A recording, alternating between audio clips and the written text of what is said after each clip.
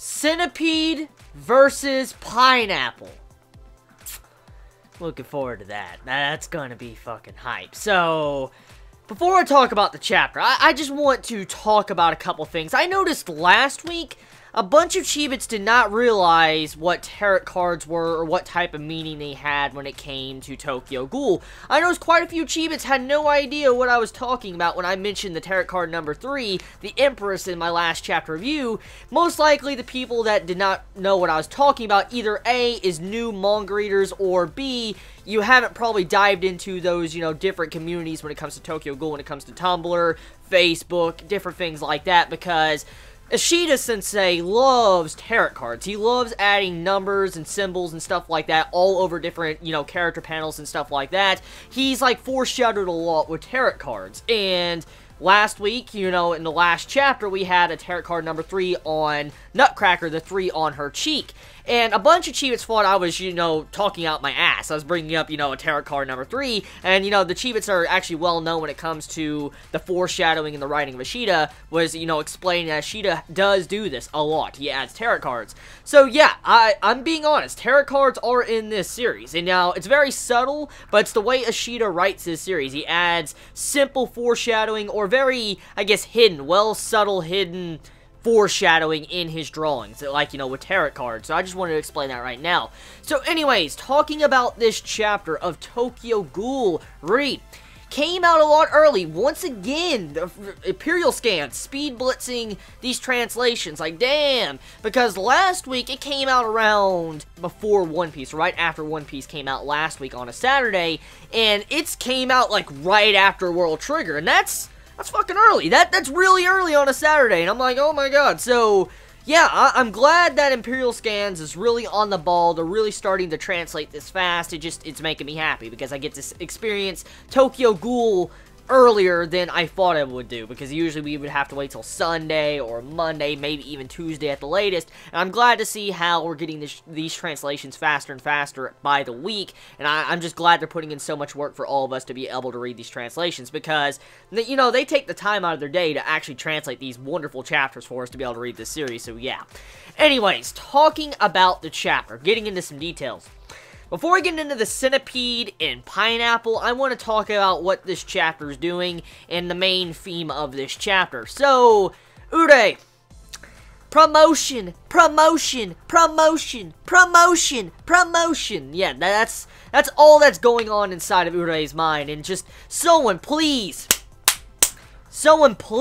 just bitch slap him so fucking hard. He really needs to be sat in his place. Like, he needs to be knocked the fuck back, because this dude is risking Mutsuki's life. He is dragging Mutsuki into a den of wolves or ghouls that is going to eat Mutsuki. And this dude's like, I just want my fucking promotion. I don't want a squad there because I get all the credit.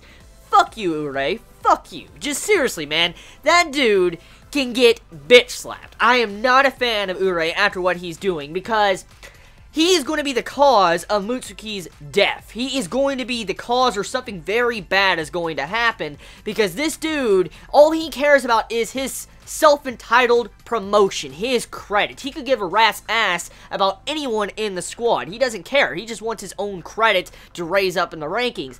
And just, he's a scumbag. He straight up is a scumbag. I'm sorry. I mean, you can like his character all you want, but my opinion of him, he's a scumbag, because he's going to kill Mutsuki off the way he's going. He is. And also, once again, that foreshadowing with Ishida in this chapter. I don't know if you saw it or not. It was only one quick panel, but it depends on how you're looking at the chapter, how fast you read it. But Mutsuki is still bleeding. Mutsuki is still bleeding. Because there was a panel when Ure and Mutsuki was talking. You see how Mutsuki was having an inner monologue, and all of a sudden you see how blood hits in a white panel. Like a solid white panel, you see blood drips on the floor, and Mutsuki was talking. So you can assume Mutsuki either A, is still bleeding, or something else is going on here. So, yeah, I mean, we already know the death flags are there. I shouldn't even have to bring them up by now. The death flags are there. It's very obvious. And then they're heading into a den of ghouls, just like, Shida's just playing with my fill sticks right now. He's just like tapping my fills in my chest. And I'm like, no, don't do this, Ishida. Don't kill off Mutsuki. Because Mutsuki is a really good character. And has a lot of potential to be a damn good character later on down the road. So, Oh yeah, I want to point out something. Okay, so with the map of last week, you know, the map we got with everybody going around everywhere, and how, you know, like, certain squads are going to certain areas. But come to find out, Hinami is going to be going to Naki. She's going to Naki and helping him out with Misa and all that type of stuff. So, clearly, you're going to have to where Urei is not going to have to worry about any major well-known ghoul unless an unexpected ghoul pops out in the middle of hiding, you know, down there in the crate storage.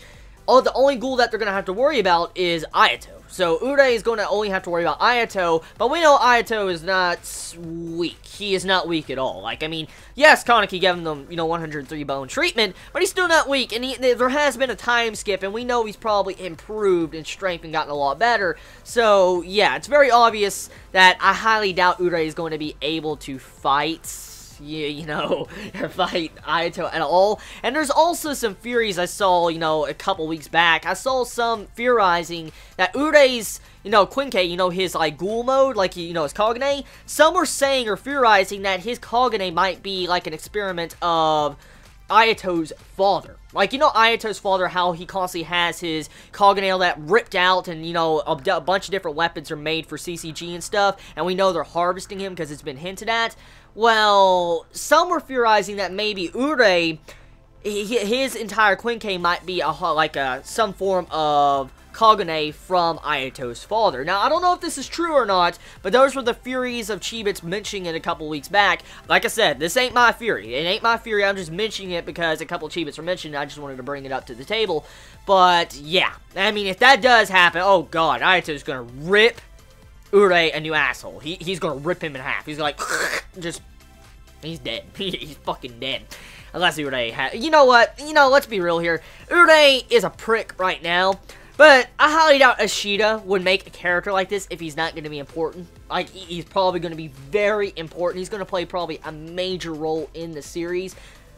But, yeah, I highly doubt, really, Urei is going to die. If there's anyone going to die, it's going to be Mutsuki. Mutsuki is going to die if there's going to be anyone that dies with these characters introduced in Tokyo Ghoul Raid. It's obvious.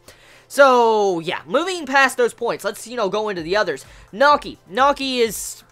He's upset. Like, he's mentally drained, he's upset, he is pissed, and, yeah, Hinami's going to go back him up. That's what's going on in that part of the chapter. And also, you have it to where Pineapple. We finally get a little bit of the inner psyche of Pineapple. We come to find out. Two things we have learned. One, always clear off your plate. Finish your dinner plate. Clear off all the food on your dinner plate, okay? Number two, don't mess around during lectures. Don't interrupt the lectures. Don't mess around. Don't do none of that type of shit. If you do, however, your head is coming off like a pineapple. Pineapple-kun living up to his name in this chapter. Like, we get to see how far gone Sato really is. Like, as I've been saying, I mean, we know he's gone. Like, he's ridiculous. He's ripping people's heads off, crushing their heads in with his bare hands without his Kagane. And we haven't really even got to see his Kagane in action yet. But the point is that he encountered someone he kind of was training in the past. And he encountered this person that recognized him, and he didn't try to talk with her. He's just like, yeah, okay. He didn't try to talk at all with the person, and just ripped off the head. And it's like, don't interrupt lectures, and stab the person straight for the chest, and you're like... So, yeah, just... Sato is gone. He's gone. Like, that's what Ishida's trying to imply right there. He's implying that Sato is gone. He's mentally gone. Because, yeah, it's very obvious. And also, at the end of the chapter, it sets up for Centipede versus Pineapple. So, this might be the fight that awakens Centipede, because... We all know Centipede's going to be coming back, because we remember a couple weeks back, you know, all the different signs of symbolism and foreshadowing, especially with Remembrance Day, how this day is taking place on November 11th, Remembrance Day, and that would kind of signify Kaneki's return. And so, it's kind of obvious that this fight, if it does go down, Kaneki is going to reawaken, Centipede's going to come out, and Pineapple versus Centipede is going to go down. I'm looking forward to seeing how that's going to go, though, because we know Centipede's uncontrollable. He'll attack anyone in his way. Like, I mean, if Centipede does come out, he will attack anyone in his path. He doesn't care, friend or foe.